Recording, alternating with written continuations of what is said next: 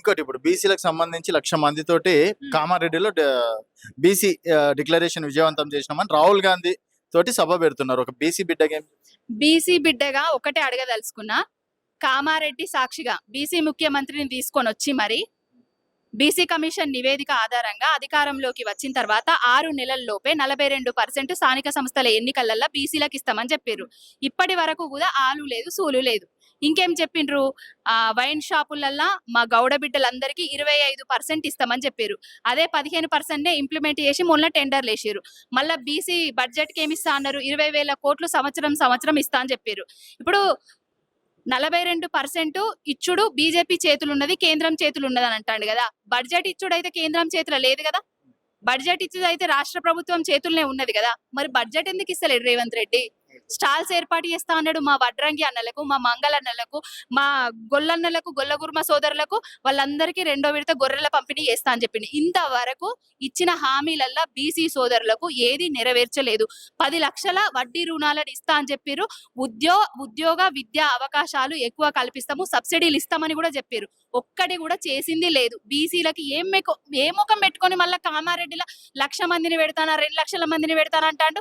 స్థానిక సంస్థల ఎన్నికలు పెట్టకపోతే రేపు కోర్టులు, కేంద్రము కర్రు కాల్చి బాధ పెడుతుంది. కాబట్టి ఆ ఎలక్షన్లను ఏ విధంగా ఏం చేయాలనే ఉద్దేశంతో మళ్ళొక సభ పెడతాడు. మళ్ళీ ఆ సభలో కూడా తూతూ మంత్రంగా ఏవేవో చెప్తాడు తప్ప ఏం చెయ్యడు.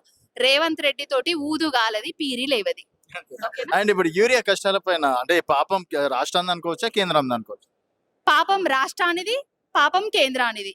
యూరియా తగిన సమయంలో తీసుకురాలేకపోయినా రాష్ట్ర ప్రభుత్వానిది, వాళ్ళు ఇయ్యలేకపోయినా కేంద్ర ప్రభుత్వానిది, ఇద్దరిది.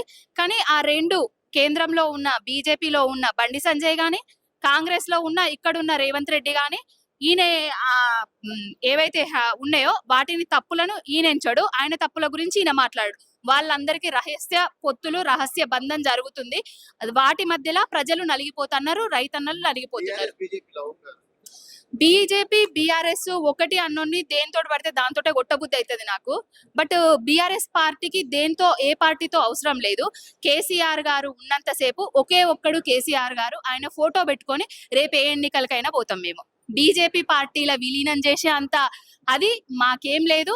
వేరే పార్టీలు ఏమన్నా పొత్తు కోసం మా దగ్గరికి వస్తే కావచ్చు, ఎందుకంటే 2 జాతీయ పార్టీలను రోజు ప్రజలు తూతూ అని ఉమ్ముతున్నారు. వాళ్ళు ఇక్కడ ముఖం లేక మా పార్టీ తోటి పొత్తు పెట్టుకునేందుకు మా పార్టీలకి ఇట్లా వాళ్ళ బీజేపీని, కాంగ్రెస్ ను విలీనం చేస్తారు కావచ్చు, చూద్దాం.